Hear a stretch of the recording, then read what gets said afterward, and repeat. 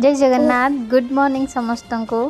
आज ब्लॉगटा सकाळू स्टार्ट करुच्ची। काली राति रे फ्लिपकार्ट मिनिट्स रु किछिटा रोसई घर नुआ जिनस मगई देइथिली। काली तो स्कूल खोली जाउची तो सेथिपाई व्यस्त हो जीवी। आज सकाळे भाबिली टिके मो मन पसंदर ब्रेकफास्ट बनैबी। फास्ट लंच पे प्रिपेयर करदेली डालमा भात आ कदली आलू भजा। एठी ब्रेकफास्ट पाई आज पूर दिया इडली करथिली हस्बैंड को झीर साधा।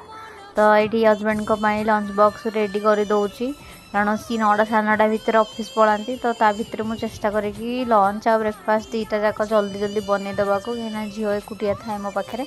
तो ये लंच बॉक्स रेडी करदेली से भी खाईदे। मोर ये ब्रेकफास्ट मु बाहर को नहीं आसिक करदेली।